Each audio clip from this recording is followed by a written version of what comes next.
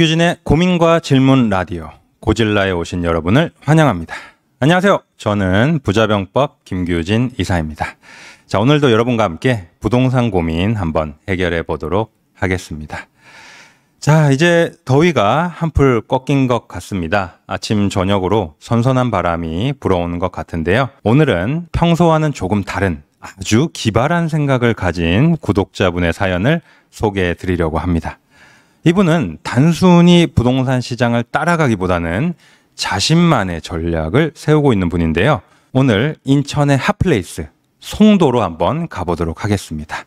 어떤 흥미로운 사연인지 한번 들어보시죠. 안녕하세요. 김규진 이사님. 오늘은 조금 특별한 이야기를 들려드리려고 합니다. 다들 부동산 시장에 대해 조심스럽게 접근하는 이때 저는 남들과는 다르게 한 걸음 더 나아간 생각을 해봤습니다. 오, 그래요? 무슨 사연인지 궁금하네요. 최근 마곡에서 생활형 숙박시설이 오피스텔로 용도 변경된 사례를 듣고 저도 비슷한 기회를 찾기 시작했습니다. 그리고 찾게 된 곳이 바로 힐스테이트 송도 스테이 에디션이에요. 지금 대부분의 생활형 숙박시설이 마이너스 프리미엄에 매우 저평가된 상태인데 이곳도 역시 마찬가지더군요. 남들이 기피하는 그 순간 저는 한 발 앞서서 이걸 기회로 활용해 보려는 겁니다. 솔직히 이런 생각이 들었을 때 제 자신이 좀 대단해 보였습니다. 그래요. 자, 왜냐하면 대부분의 사람들은 지금 다들 안전한 투자처만 찾고 있잖아요. 그런데 저는 역발상으로 생각한 거예요. 왜 이런 저평가된 자산에 관심을 두지 않을까 하고요. 마치 아무도 모르는 보물을 발견한 기분이랄까요? 이제 남들은 불안해하며 도망가고 있지만 저는 용기 있게 이 기회를 잡아보려고 합니다. 조급함 때문에 덜컥 들어간 게 아니라 충분히 생각하고 결심한 겁니다. 솔직히 이런 판단을 할 수 있는 제 자신이 조금 대견하기도 하고요. 자, 그래서 이사님, 저는 이 기회를 잡아볼 생각인데 어떻게 생각하시나요? 힐스테이트 송도 스테이 에디션에 대한 제 역발상 투자 괜찮은 전략일까요? 라고 사연 남겨주셨습니다. 자, 사연자님, 확실히 남들과는 다른 시각으로 시장을 바라보시네요. 그렇습니다. 보통 이런 생각하기 쉽지 않을 것 같은데 확실히 신선한 사연인 것 같습니다. 자, 힐스테이트 송도 스테이 에디션 말씀하셨는데 송도라는 입지나 또 브랜드 가치 이런 것을 생각해 봤을 때 물론 매력적인 포인트가 많습니다. 특히 지금처럼 저평가된 시기에 역발상으로 접근하시는 것 아주 기발한 전략이 될 수 있습니다.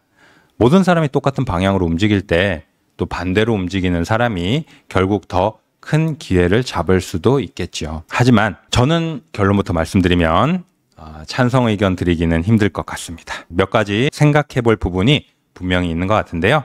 잠시 후에 제 의견 한번 말씀드려 보도록 하고요. 자, 우선 사연 주신 분께서 이런 생각을 하시게 된 이유가 있을 것 같아요. 아마도 마곡에 지어진 생활형 숙박시설 생숙 마곡 롯데캐슬 르웨스트 용도 변경 사례 때문이 아닌가 이렇게 생각이 드는데요. 자, 8월 22일에 이런 기사가 하나 나왔었습니다. 자, 기사 제목이 여기서 못 사는 줄 알았는데 생숙 오피스텔 전환 청신호라는 기사입니다. 이 부동산 투자 관심 있으신 분들은 다 알고 계실 텐데 롯데캐슬 르웨스트라는 생활형 숙박시설이 있습니다. 자, 이 생활형 숙박시설 굉장히 고분양가로 이제 분양이 됐었습니다. 자, 기사를 보면 자, 마곡 롯데캐슬 르웨스트는 마곡 역세권 867실 대규모 생활형 숙박시설이다. 2021년 분양 당시 전용 84제곱미터 분양가가 16억 1천만 원으로 상당히 높았다. 하지만 평균 경쟁률 657대 1을 기록하는 등 인기였다.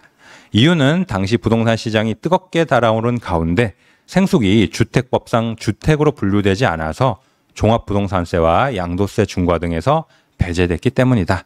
전매 제한이 없고 청약 통장이 필요하지 않은 점도 부각되며 당시 생숙 열풍이 불었다라고 지난 일들을 좀 정리를 해주고 있어요.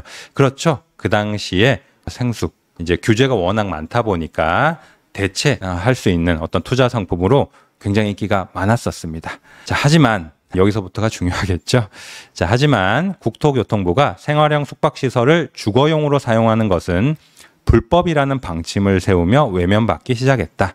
여기에 고금리 여파로 부동산 경기 침체까지 겹치며 최근엔 마이너스 프리미엄까지 붙던 상황이다. 라고 되어 있습니다. 정리해보면 이제 생활형 숙박시설이잖아요. 숙박시설. 자, 말 그대로 이게 숙박시설이기 때문에 이제 전입이 안 되고 이것을 이제 숙박업으로 이제 활용해야 되는 시설인 것이죠. 그래서 국토부에서 이거를 뭐 전입을 하거나 이렇게 이제 다른 용도로 사용하게 되면 이행 강제금을 부과하겠다. 이런 이제 규제를 발표를 하면서 생숙을 분양받으신 분들이 굉장히 난감한 상황에 처하시게 된 상황이었습니다. 자, 그런데 이 생숙을 이제 오피스텔로 용도 변경을 허용을 해주면서 자, 본인이 뭐 들어가서 거주를 하거나 임대를 놓을 수 있는 이런 길이 열리게 된 것이죠. 자, 그래서 이 마곡 롯데캐슬 르웨스트가 이번 지구 단위 계획 변경으로 이제 오피스텔 변경을 위한 큰 산을 넘었다라고 이제 기사가 나온 것이고요. 하지만 또 이런 의견도 있죠. 오피스텔 용도 변경 쉬운 일이 아니다. 이번 사례처럼 우선 지방자치단체가 오피스텔도 건설이 가능하도록 지구 단위 계획을 바꿔야 한다.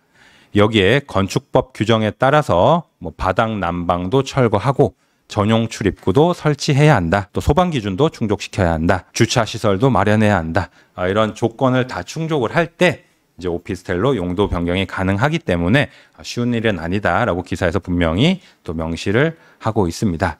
자, 그러다 보니까 사실상 용도 변경이 굉장히 어렵고요. 국토교통부에 따르면 작년 기준 전국 생활 숙박시설 86,920가구 중에 오피스텔로 용도 변경이 이뤄진 곳은 경기 안양시, 부산 해운대구 등 전체의 1.17%에 불과하다라고 나와 있습니다. 어떤 뭐 오피스텔로 변경해서 이제 숨통이 트일 수 있는 길은 열렸지만 막상 이게 실현되는 것은 쉽지 않다라는 부분들을 기사에서 얘기를 하고 있죠.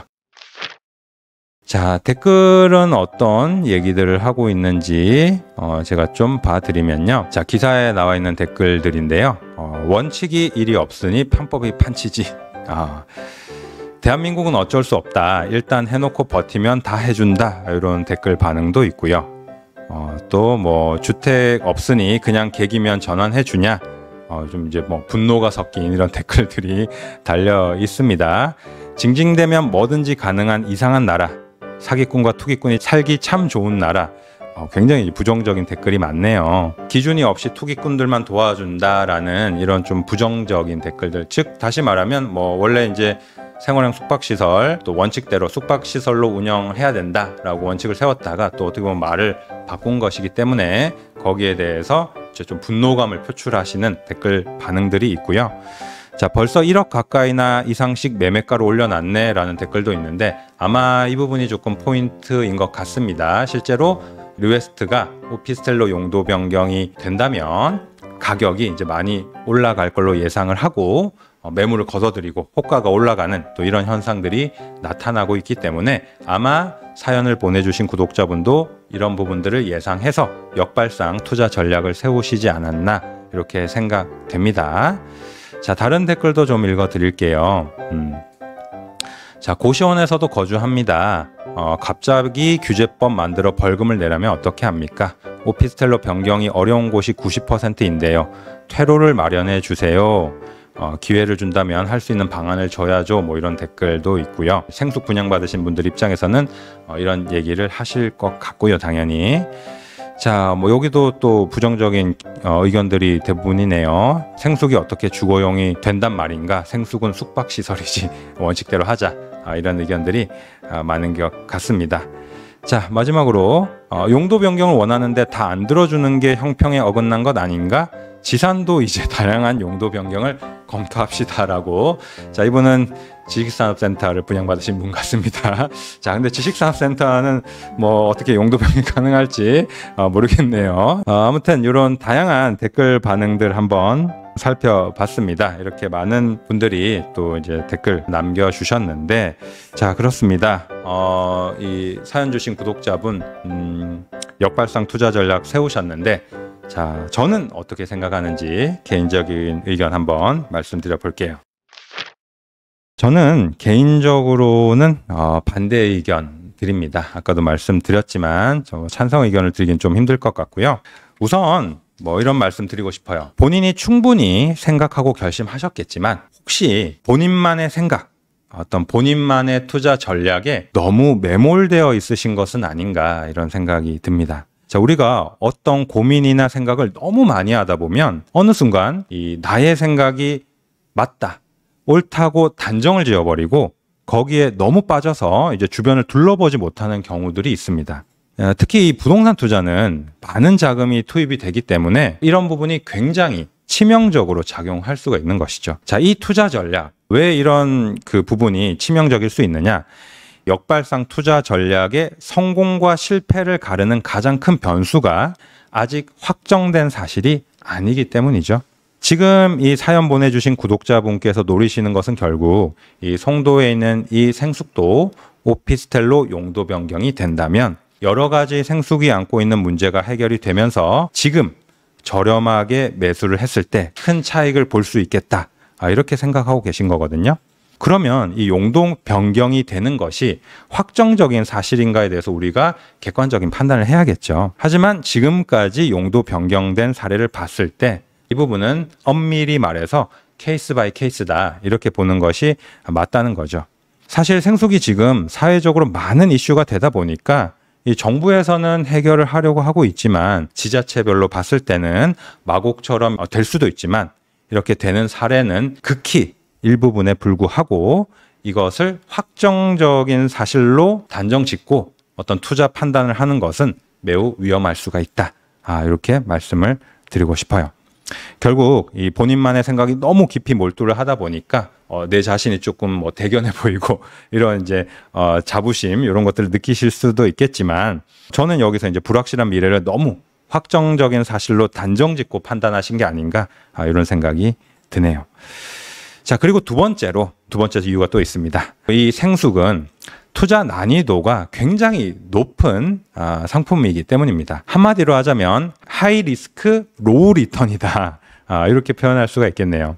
사실 이 생숙이라는 투자 상품이 전입이 안 되기 때문에 임대를 맞춘다 하더라도 편하게 운영할 수 있는 그런 물건이 아니죠. 전세권 설정을 한다던가 전입하지 않는 조건으로 월세를 맞춘다던가 이렇게 좀 우회하는 방법이 필요할 텐데요. 저는 이 생숙이 그런 측면에서 보면 이 스스로 투자의 난이도를 본인 스스로 높이는 그런 물건이 아닌가 이렇게 생각이 듭니다. 우리가 이제 살다 보면 본인의 인생 난이도를 스스로 올리시는 분들 종종 만나거든요. 근데 이 물건 자체가 그런 성격을 가지고 있다. 이렇게 생각이 됩니다. 자, 여기서 조금 더 들어가서 비교를 좀 해드리면요. 이 생활형 숙박시설 위치에서 조금만 올라가면 3,000세대 정도 되는 힐스테이트 송도 더 테라스라는 오피스텔이 있습니다. 자, 이 오피스텔은 애초부터 오피스텔이었고요. 또 84 타입 아파트 면적이기 때문에 아파트 대체 상품으로도 충분히 활용이 가능합니다. 전입이 안 되거나 하는 제약도 없고요. 연식도 이제 4년 차기 때문에 신축이라고 또 볼 수가 있습니다. 자, 그런데 이 오피스텔도 지금 5억 이하의 가격으로 충분히 매수를 할 수가 있다. 이런 부분을 생각을 해보면 굳이 우리가 어려운 길을 갈 필요는 없지 않는가. 하이 리스크 로우 리턴의 투자 전략을 선택할 필요는 없지 않나. 이런 생각이 드네요. 네, 정리를 해보면 사연 보내주신 구독자분 본인만의 역발상 전략으로 어떤 진흙 속의 진주 같은 물건을 발견한 것이 아닌가 이런 생각을 하고 계신 것 같은데요. 저는 개인적으로 이 물건만 너무 깊게 파고 들어가지 마시고 다른 지역 또 다른 물건들에 대한 충분한 검토가 더 필요하다라는 의견을 드리고 싶습니다. 자, 오늘 살펴본 역발상 투자 아이디어 확실히 신선한 고민이었습니다. 중요한 것은 이 아이디어가 성공할 수 있도록 또 철저한 검토와 준비를 거치는 것이겠죠. 자, 여러분들은 어떠셨나요? 댓글로 다양한 의견 남겨주시면 좋을 것 같습니다. 오늘 사연은 여기까지고요. 네이버 카페 박병찬의 부자병법 고민과 질문 게시판 활용하시면 여러분의 고민도 고질라에서 함께 나눠보도록 하겠습니다. 오늘 사연이 흥미로우셨다면 구독과 좋아요 꼭 부탁드리고요. 저는 다음 이 시간에 또 흥미로운 사연으로 찾아오도록 하겠습니다. 감사합니다.